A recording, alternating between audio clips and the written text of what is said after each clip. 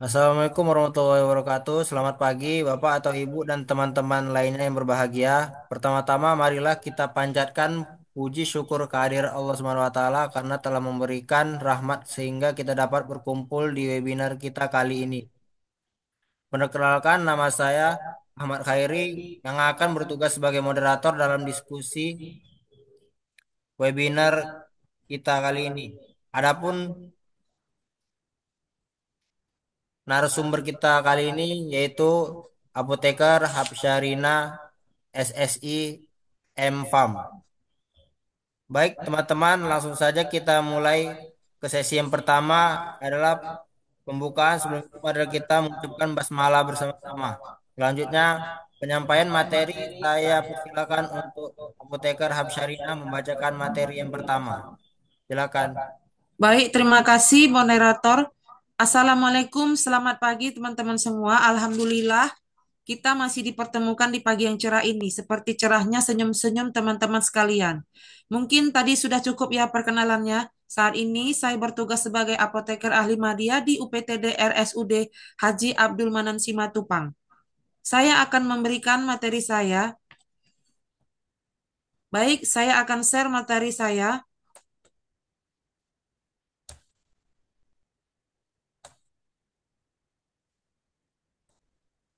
Apakah sudah terlihat? Sudah.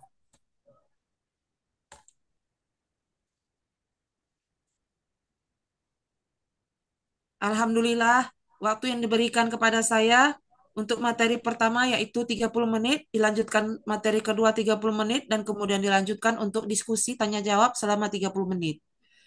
Materi pertama yang akan saya sampaikan adalah dengan judul Terapi Hipertensi, Panduan Pemilihan Obat Berbasis Bukti.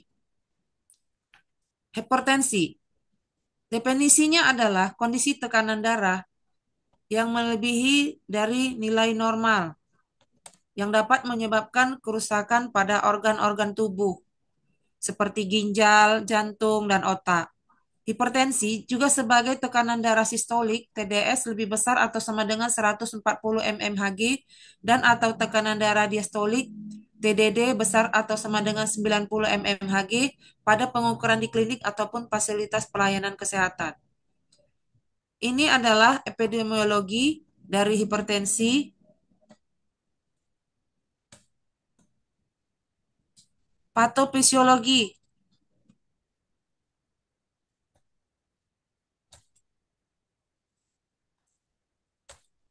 dapat dilihat berdasarkan faktor genetik, faktor behavior, metabolisme, dan mekanisme vaskular, serta mekanisme hormonal dan mekanisme renal.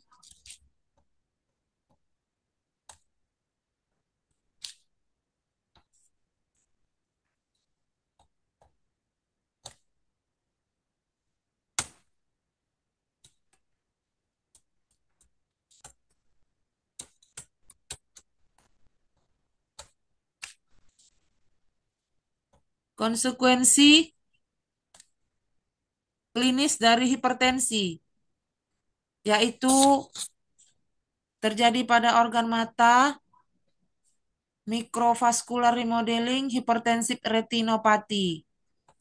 Pada jantung, LVH, LA, dan LV dilatasi AV, obstruktif dan non-obstruktif CAD, myocardial infarction, diastolic and or systolic heart failure. Pada ginjal, glomerular arteriolar hypertension, glomerulosclerosis, albuminuria proteinuria GFR. Pada otak, white matter lesions, silent microfractures, microbleeds, brain atrophy, cognitive impairment, vascular damage, ischemic stroke, cerebral hemorrhage. Large and medium arteries, arteriosclerosis, vascular calcification, arterial stiffness, microcirculation, endothelial dysfunction, vasorescript, vascular remodeling, fibrosis, and inflammation, peripheral vascular resistance.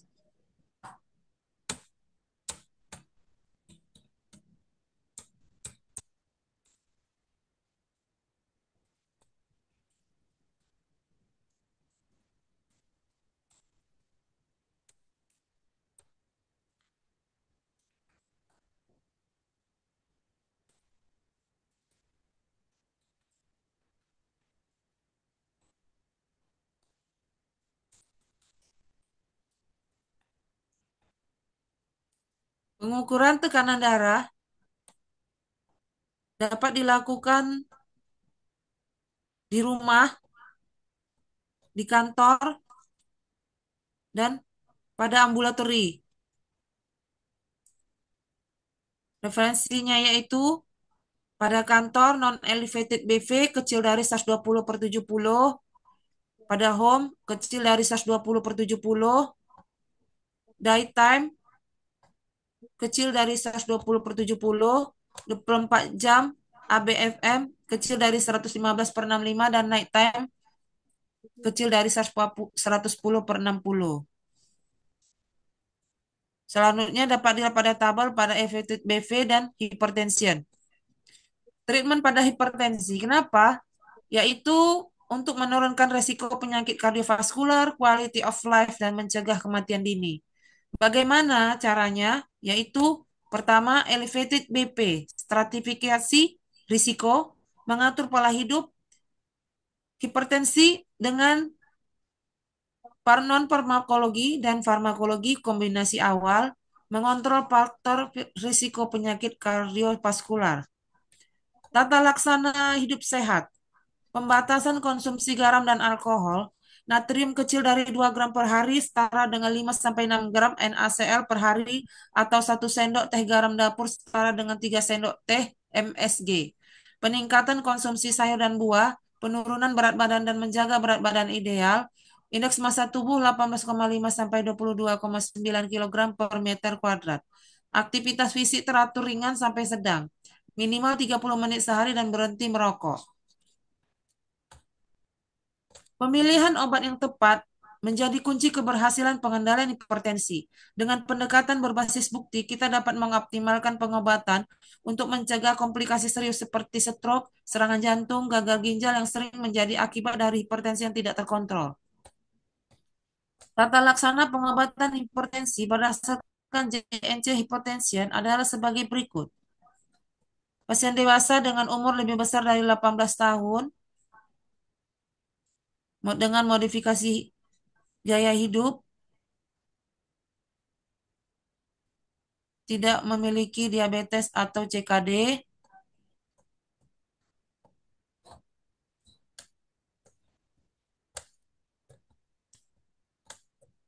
kemudian umur besar dari 60 tahun, target hipertensi kecil dari 150 sampai atau 90, bila umur kecil dari 60, BP goal kecil dari 140/90.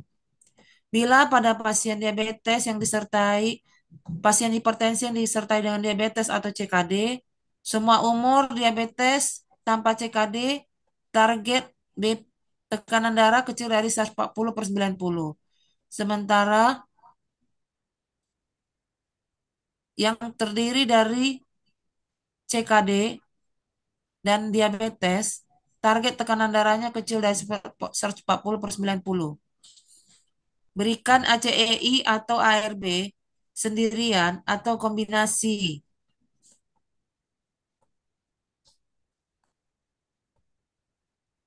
Kemudian,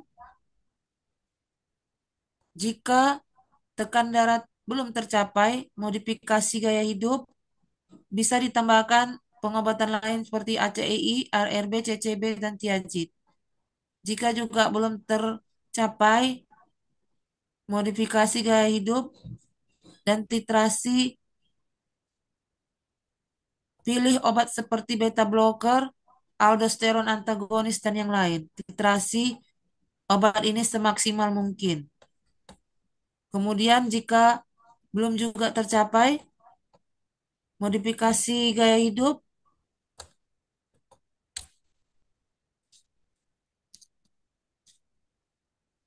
dan dirujuk ke spesialis hipertensi.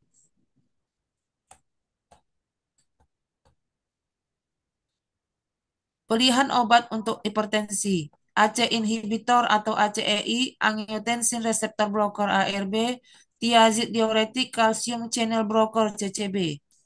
Strategi A, gunakan satu obat titrasi sampai maksimum dosis, kemudian tambahkan obat kedua. B, mulai dengan obat pertama Tambahkan obat kedua sebelum mencapai dosis maksimum pertama kali. C. Mulai dengan 2 obat pada saat pertama, kemudian pisahkan pil dan kombinasi pil. Kombinasi terapi ini direkomendasikan tekanan darah mencapai 20-10 mmHg di atas target. Perubahan gaya hidup, mengurangi merokok, mengontrol kadar gula darah dan lemak, diet, diet, mengurangi konsumsi alkohol, mengurangi konsumsi natrium, aktivitas fisik 40 menit per session 3-4 hari sekali. Obat antihipertensi oral, yaitu obat-obat lini utama, Tiazid atau Tiazid tipe diuretik. Obatnya adalah hidroklorotiazid dan indapamid. AC inhibitor contohnya captopril, enalapril, lisinopril, peridopril, ramipril. ARB obatnya kandesartan, eproasartan, irbesartan, losartan, omesartan, teonisartan, valsartan. CCB golongan dihidropiridin, amlodipin, pelodipin, nifedipin, lekanidipin. CCP non dihidropiridin, diltiazem, verapamil. Kemudian obat-obat lini kedua yaitu diuretik lain,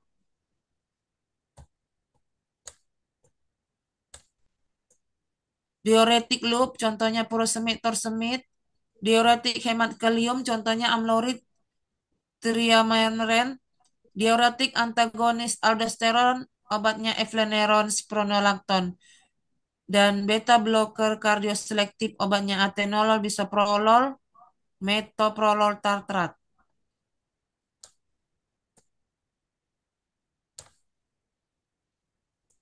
Kemudian beta blocker kardioselektif dan vasodilator, contoh nebivolol. Beta blocker non kardioselektif, contoh obatnya prapanolol. Beta blocker kombinasi reseptor alfa dan beta, contohnya adalah carvedilol. Alpha 1 blocker obatnya doxazosin, prazosin, terazosin.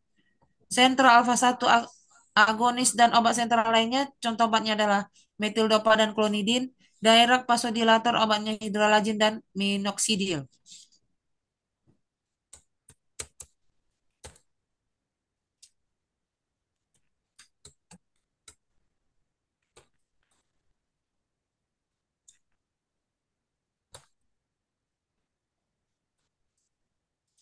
Obat antihipertensi pilihan utama adalah ACE inhibitor, calcium channel blocker CCB, diuretik, beta blocker.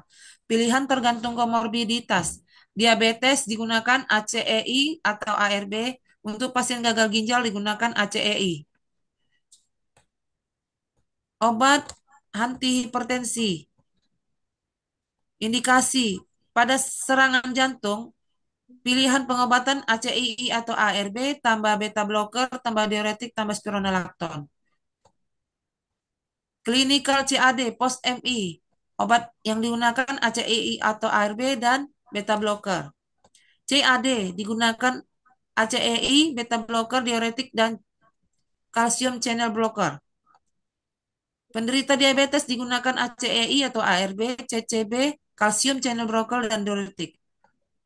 CKD digunakan ACEI atau ARB, recurrent stroke prevention digunakan ACEI, diuretik, kehamilan digunakan labetalol, nifedipin, metildopa.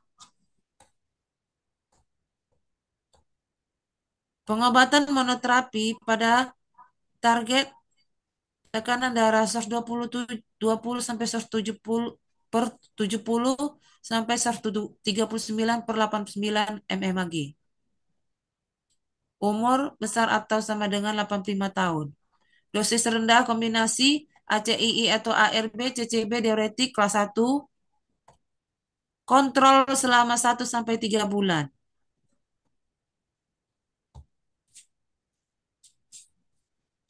Kemudian dosis 3 kombinasi ACEI atau ARB atau CCB atau diuretik, kontrol 1-3 bulan.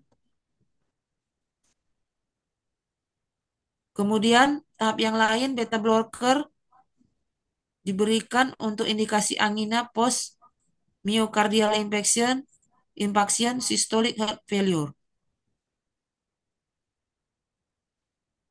Kombinasi ACI atau ARB dan CCB dan diuretik. Setelah 1 sampai 3 bulan dimonitor, bila resisten, maka ditambahkan spironolakton. Artikel kombinasi ACEI dan RRB dapat menurunkan kejadian kardiovaskular. Tujuan dari pertemuan konsensus adalah mengembangkan pernyataan dari sekelompok ahli keluarga Mesir tentang penghambatan sistem renin, angiotensin, aldosterol untuk pencegahan primer dan sekunder dari hasil kardiovaskular dan stroke. Baik penghambat enzim pengubah angiotensin ACEIS maupun penghambat reseptor angiotensin ARB merupakan pilihan potensial untuk penghambatan RAAS.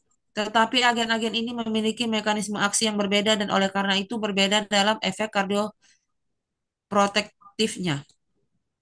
ACEI telah menunjukkan efek positif yang konsisten terhadap tingkat infak miokard. Dalam studi Health Outcomes Prevention Hope, pengobatan dengan ramipril mengurangi tingkat MI sebesar 20% dibandingkan dengan placebo. Demikian pula pengobatan dengan ACEI dalam uji coba Eropa tentang pengurangan kejadian jantung dengan perindopril pada pasien dengan penyakit arteri kronis stabil dikaitkan dengan pengurangan 22% dalam tingkat MI dibandingkan dengan placebo. Ringkasan angiotensin converting enzyme inhibitor dan angiotensin receptor blocker pada outcome kardiovaskular. ACEI.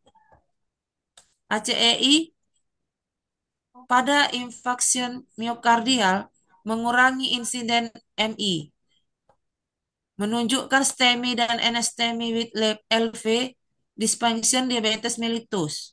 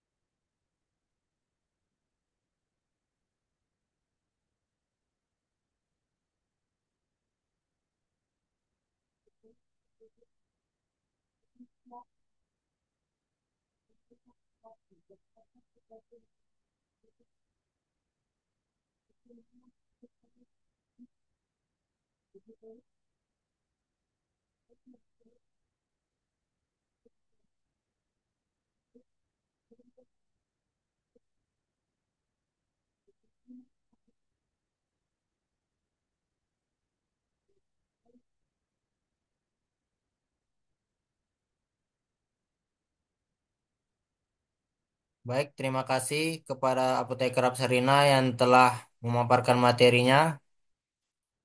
Masuk kita ke acara sesi tanya jawab. Baik, ada yang mau bertanya dari via chatbox atau raise hand? Dipersilakan.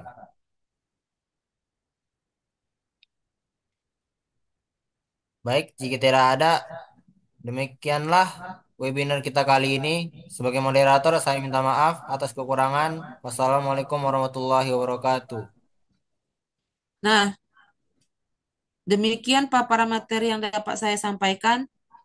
Selanjutnya, saya ucapkan terima kasih dan selamat berpuasa bagi yang menunaikan ibadah puasa. Terima kasih, sampai jumpa di lain kesempatan.